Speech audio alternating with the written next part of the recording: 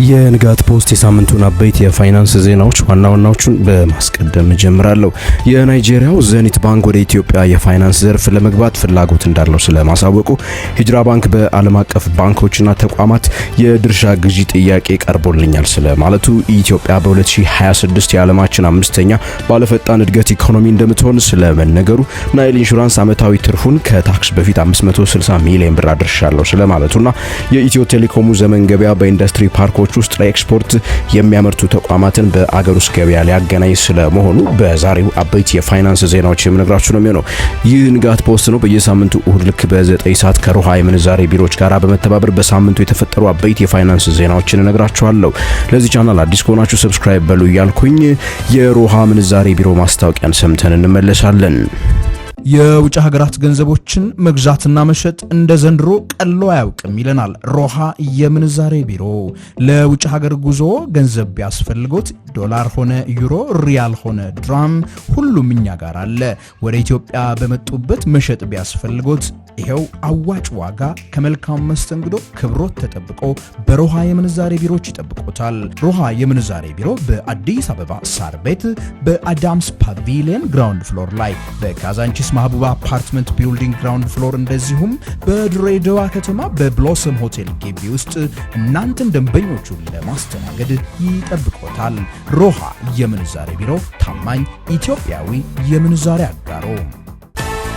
በቅድሚያም በዚህ ባሳለፍነው ሳምንት በሮሃ የምንዛሬ ቢሮዎች የውጭ ሀገር ገንዘቦች ሲገበያዩ የዋሉበትን ዋጋ በመናገር ጀምራለሁ።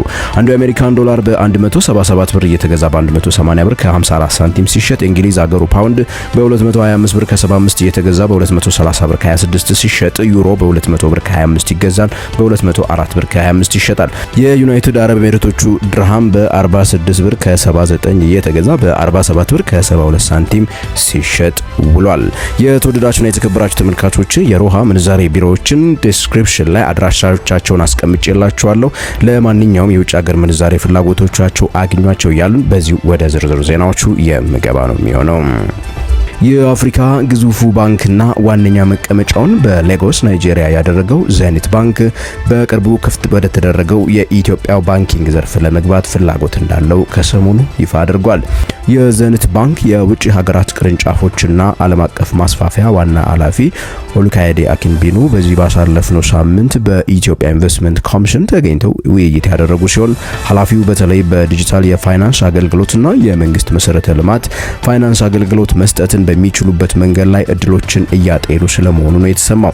ብሔራዊ ባንክ በቅርቡ ወደ ስራ ባስገባው የባንኪንግ አዋጅ መሰረት የውጭ ሀገራት ባንኮች በአራት አይነት መንገድ ወደ ኢትዮጵያ እንዲገቡ የሚፈቅድ ሲሆን ዘኒት ቅርንጫፎችን በመክፈት ወይም ማስተባበሪያ ቢሮ በመክፈት እንዲሁም የራሱን ባንክ ሰብሲዲየሪ 100% በማቋቋምና በሀገር ውስጥ ባሉ አንድ የግል የንግድ ባንክ ላይ እንዲሁ ድርሻን እስከ 49% በመግዛት መግባት እንደሚችል ህጉ ይደነግጋል። ሂጅራ ባንክ አክሲዮን ማህበር ከውጭ ሀገራት ባንኮችና የፋይናንስ ተቋማት የአክሲዮን ድርሻ ግዢ ጥያቄዎች እየቀረቡለት ስለመሆኑ ይፋ አድርጓል። የባንኩ ዳይሬክተሮች ቦርድ ሰብሳቢ እንደተናገሩት ከሆነ እንደ ተርኪ፣ ዱባይ፣ ሳውዲ አረቢያ፣ ኬንያና ጅቡቲ ከሚገኙ ባንኮች ከ5 እስከ 50% ድርሻን በሂጅራ ባንክ ውስጥ ለመያዝ ጥያቄዎች መቅረባቸው የተነገረ ሲሆን የትኞቹ ባንኮች ጥያቄን እንዳቀረቡ ከመናገር ግን ተቆጥበዋል። የውጭ ሀገር የፋይናንስ ተቋማት በአገር ውስጥ በሚገኙ ባንኮች እስከ 49% ድርሻን በመግዛት መግባት እንደሚችሉ የብሔራዊ ባንክ አዋጅ የሚፈቅድ ሲሆን ሂጅራ ባንክ ውይይቶችን በቦርድ ደረጃ ከማከናወን ባለፈ ለጊዜው ድርሻ ለውጭ ባለሀብቶች አሳልፎ የመስጠት ፍላጎት እንደሌለው ለማወቅ ተችሏል። የባንኩ አመራሮች ይልቅስ አሁን ላሉ የባንኩ ባለድርሻ ባለአክሲዮኖች ድርሻን መሸጥን ቅድሚያ ስለመስጠታቸው ነው የተናገሩት። ሂጅራ ባንክ በታሪኩ ለመጀመሪያ ጊዜ የአክሲዮን ትርፍ ድርሻውን ለማሳወቅ ያበቃውን የ721 ሚሊዮን ብር ከታክስ በፊት ትርፉን ስለማትረፉ በዚሁ ባሳለፍነው የበጀት ዓመት ሰምተናል።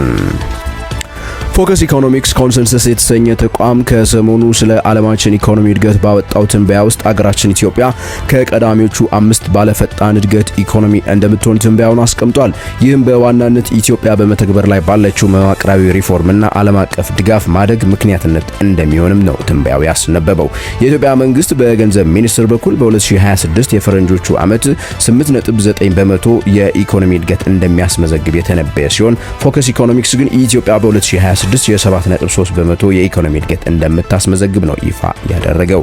እንደ ፎከስ ኢኮኖሚክስ ትንበያ ከሆነ ከሰሞኑ በሚገባው የፈረንጆቹ አዲሱ 2026 ጉያና 24.4 በመቶ እድገትን፣ ደቡብ ሱዳን 17.8 በመቶ እድገት፣ ዌስት ባንክና ጋዛ 17.4 በመቶ እንዲሁም ደግሞ ጊኒ የ7.9 በመቶ እድገትን እንደሚያስመዘግቡ ይፋ አድርጓል። በዚህም ከ1 እስከ 4 ያለውን ደረጃ ተቆናጠውታል። በተቃራኒው ፎከስ ኢኮኖሚክስ የኢትዮጵያ ኢኮኖሚ እድገት በዋጋ ግሽበትና የፖለቲካ አለመረጋጋቱ ሊፈተን እንደሚችል ከወዲሁ አስጠንቅቋል። ናይል ኢንሹራንስ አክሲዮን ማህበር ትርፉን በ16 በመቶ ስለማሳደጉ ይፋ አደረገ። ኢንሹራንስ ተቋሙ በቀደመው የ2016 በጀት ዓመት አትርፎ ከነበረው 480 ሚሊዮን ብር በ2017 የበጀት ዓመት ትርፉን ከታክስ በፊት ወደ 560 ሚሊዮን ብር ማድረሱን ነው በዚሁ ባሳለፍነው ሳምንት ይፋ ያደረገው። ናይል ኢንሹራንስ በተጠቀሰው የበጀት ዓመት የተከፈለ ካፒታሉን እንዲሁ በ25 በመቶ በማሳደግ 1.2 ቢሊዮን ብር ያደረሰው ሲሆን የተቋሙ አጠቃላይ ሀብት 5.7 ቢሊዮን ብር ስለመሆኑ እንዲሁ ሰምተናል።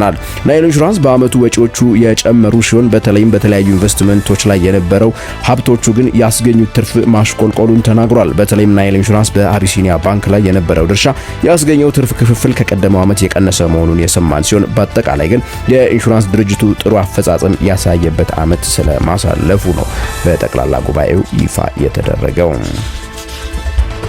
በስተመጨረሻም ኢትዮ ቴሌኮም እና የኢትዮጵያ ኢንዱስትሪ ፓርኮች ልማት ኮርፖሬሽን ታሪካዊ የተባለ ስምምነትን በዚህ ባሳለፍነው ሳምንት ተፈራርመዋል።